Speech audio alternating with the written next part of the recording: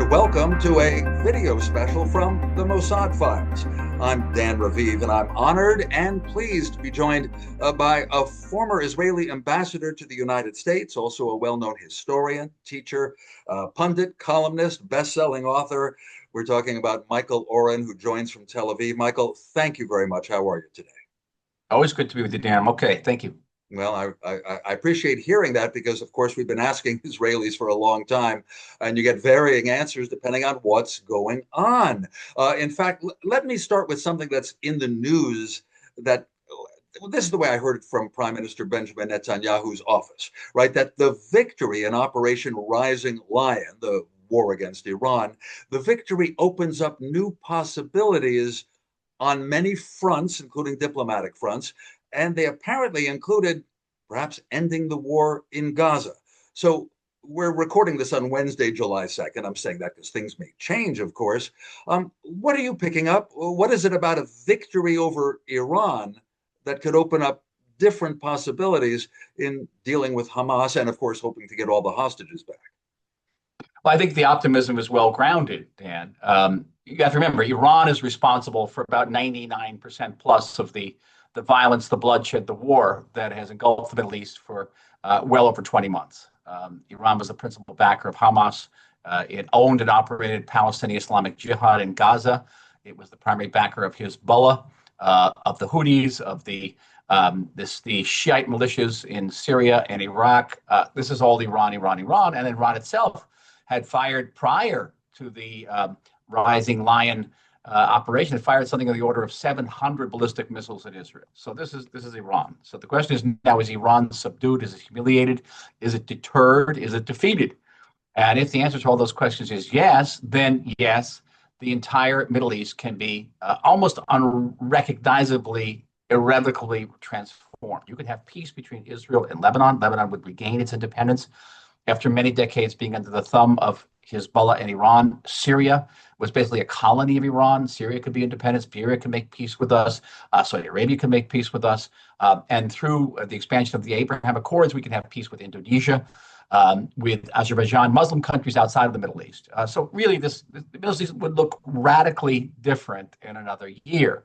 But you're going way beyond your war that's been going since the Hamas massacres inside Israel of October 7th, 2023. There's got to be a focus on that, and there seems to be a renewed focus on that. So then the question: you can have peace, but what happens with Hamas? So let me do a 30,000-foot sort of pan out in this. Israel won partial military victories against Hamas, against Hezbollah, and against Iran. There's still a military in. Hamas is still a military force. Hezbollah is still a military force. We haven't defeated them, and Iran is still a military force. But the big difference is that in Gaza and in Lebanon, we also translated even that partial military victory into a strategic triumph, a strategic triumph. And what do I mean by that? Is that Hamas and Hezbollah no longer threaten us in the same way they did before October 7th, which was quite severe, especially in the case of Hezbollah. We've yet to see whether the military victory over Iran can be translated into a strategic victory. Will Iran come back? Will it once again threaten us?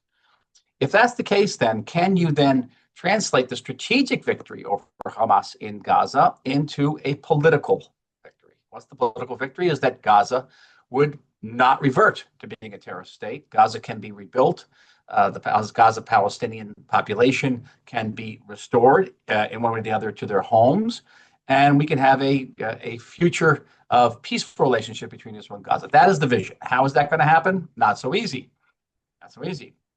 Israel, when Prime Minister Netanyahu visits the White House next week, he's going to seek a ceasefire deal, and I think that the president will be on board with this, which is be a prolonged ceasefire, at least 60 days long.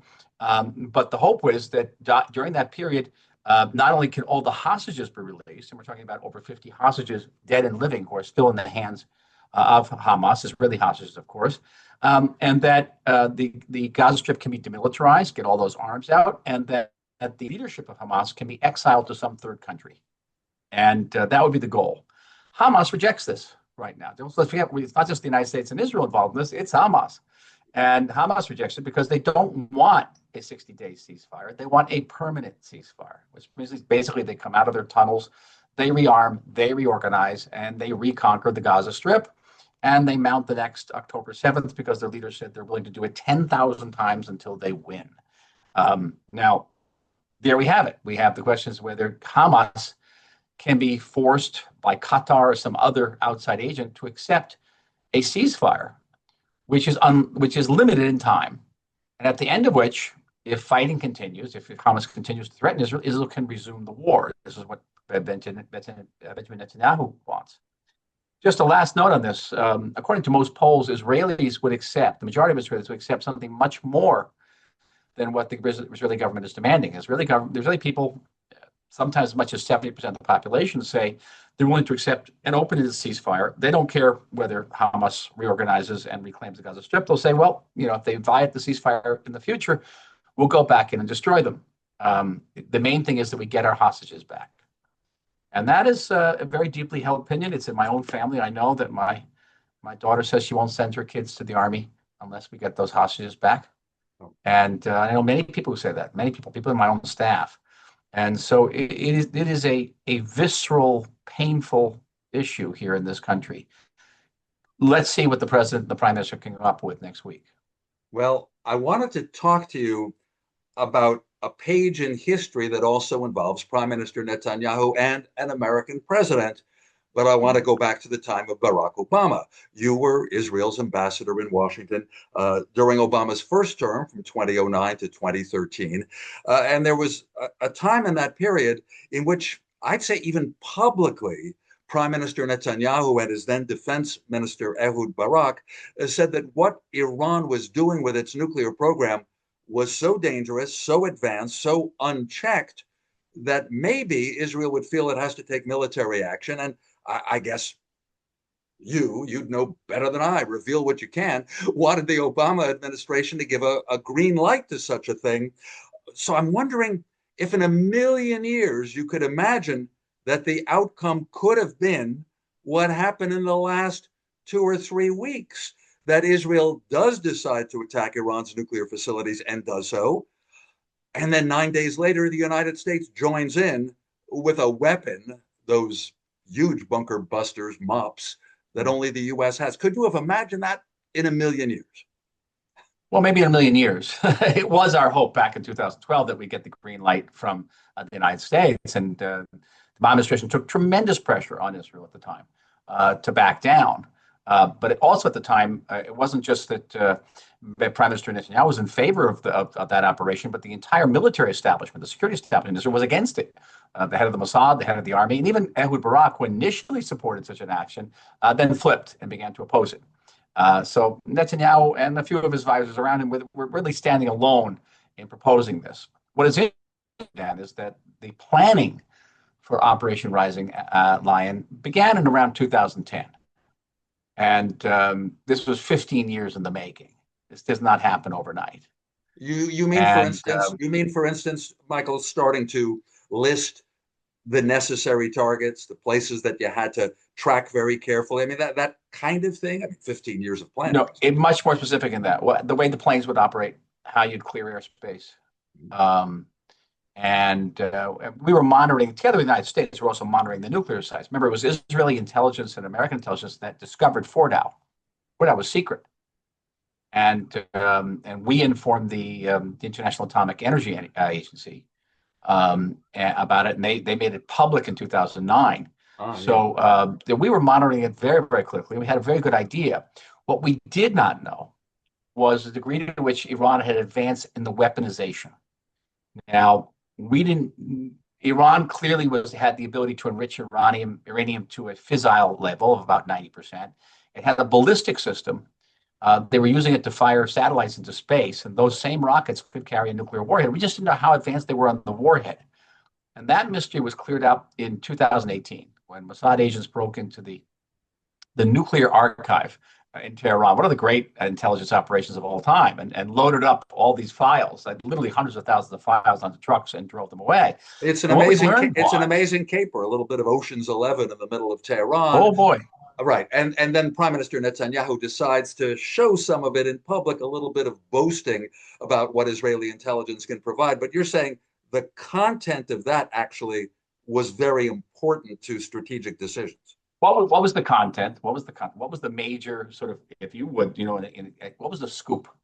And the scoop was that it was widely believed in the Western intelligence agency that Iran had stopped trying to test a nuclear device or develop a nuclear device in 2003.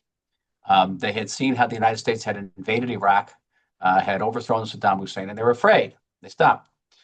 But the fact of the matter is they didn't actually stop. They broke the program up with a program called Ahmad and into various segments and put them and hid them, mostly in Iranian universities, in physics departments and engineering departments, and put it all together. So there was parts of this weaponization was going on all over Iran, and all I had to do was put it together. It was quite brilliant, and that's what we discovered. So that becomes very pertinent in the decision made by the government to actually preempt the making of a nuclear weapon.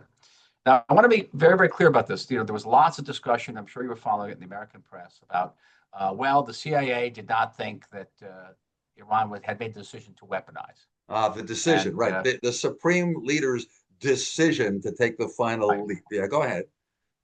And Israelis would debate that. I think that there were people in our intelligence community that said that basically they don't have to make the decision; they've already doing it. Okay? They're getting it.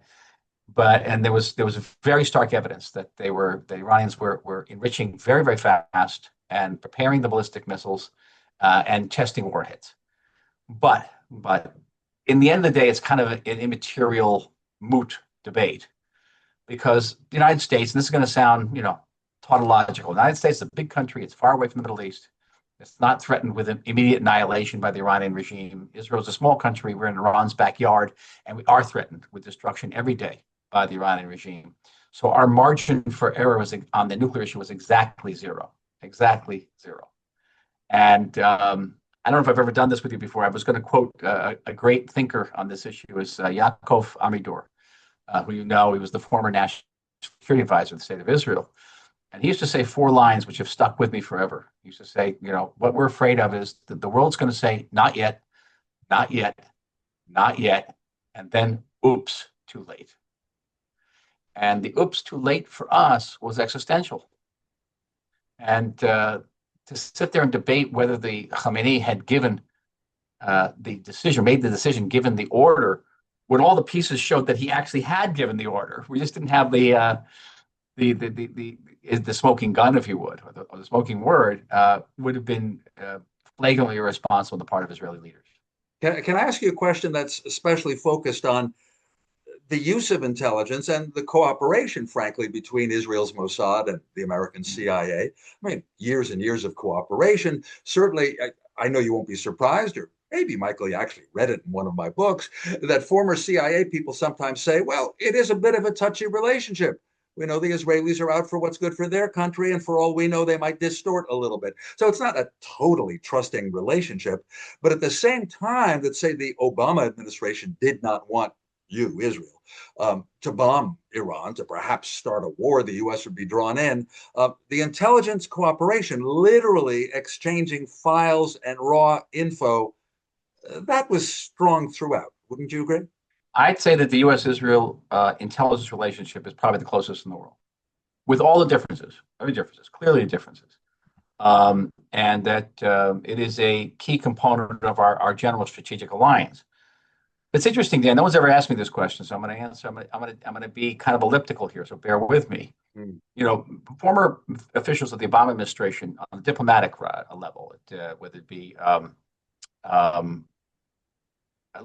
Susan Rice, even Tony Blinken, have come out and said that it was a mistake to run ahead and bomb Iran now. They've criticized President Trump. But the intelligence officials I worked with on the Iran issue have all come out being hardcore Iran hawks. And it's interesting. These are the people who are closest to the intelligence, almost to a man, I must say. Right.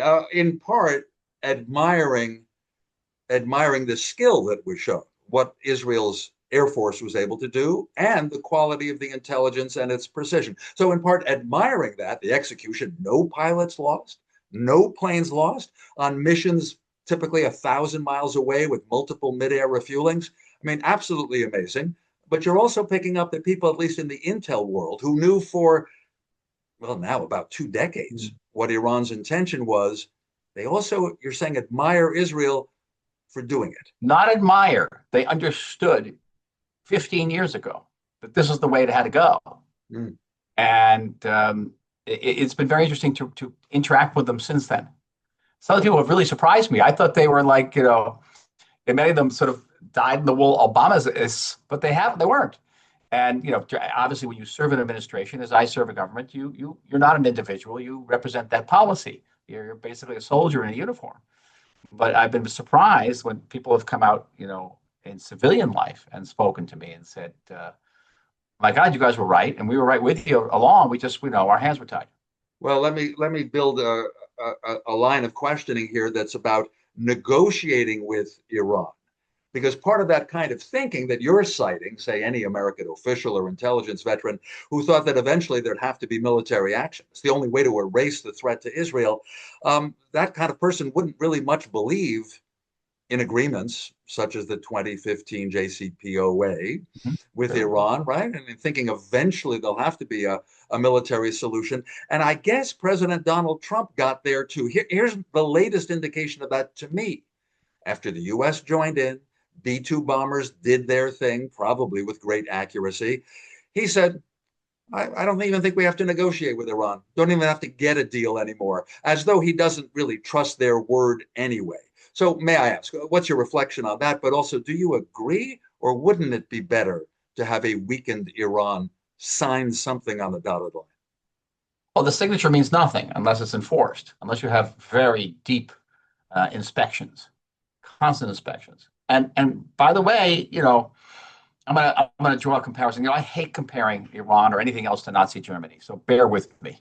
It's like saying in the 1930s to Hitler saying, well, you can't make aircraft, you can't make fighter aircraft. We're gonna let you, raid a couple of airplanes every year, but they can't have machine guns on them or bomb bays. But you can keep your tanks, you can keep your submarines, you can keep your artillery, and guess what? You can keep on being Nazis. We're not gonna, that's basically the Iran nuclear deal. And you can keep on being Nazis. And by the way, after 10 years, you can go back to making airplanes. That's the Iran nuclear deal. You put it back in the context of the 1930s, it seems completely outrageous. And yet, and so any kind of interaction with Iran in the future has to have several key components if it's going to work. One of them, again, is inspections. Two, the total dismantlement of the Iranian nuclear program.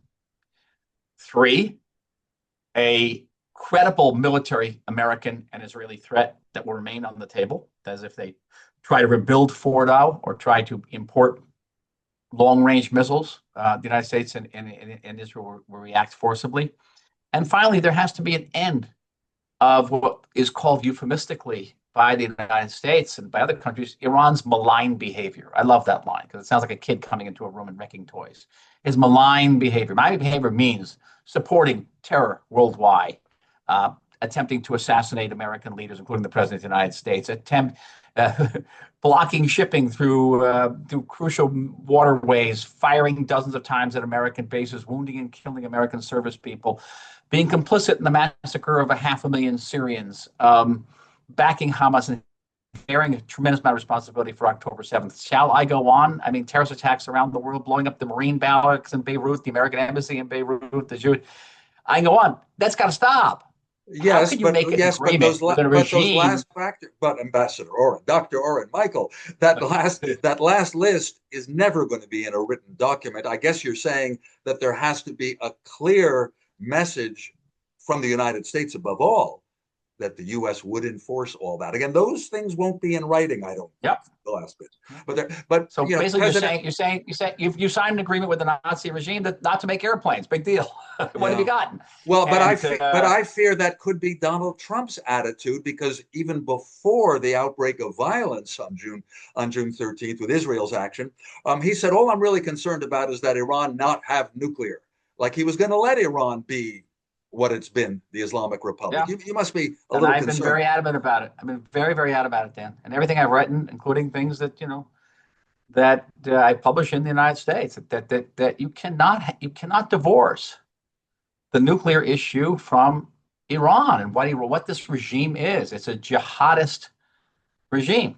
It's in its DNA. Now, you can ask another question: does this regime, if it's not engaged in quote unquote malign behavior, is it something? Is it a different animal? Is it different? Is something different? Are they capable of changing their DNA?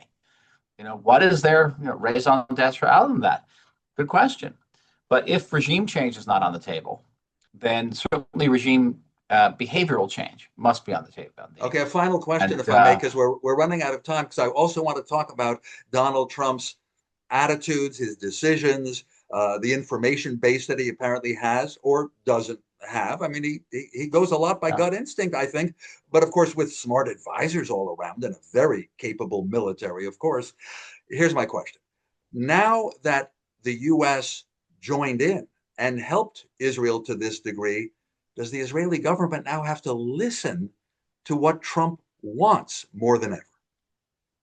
That's interesting. It's a question I'm asked a lot on Israeli media.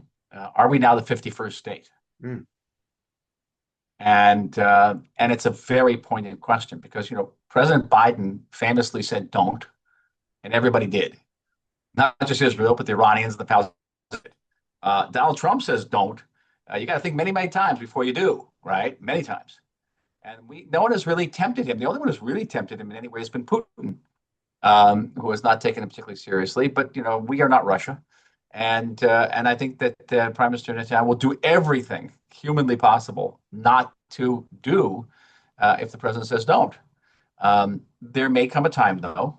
For example, if tomorrow we learn that the Iranians have started to rebuild Fordow, and American says, well, public opinion in this country is so against further military action against Iran, the White House doesn't think we can do it right now.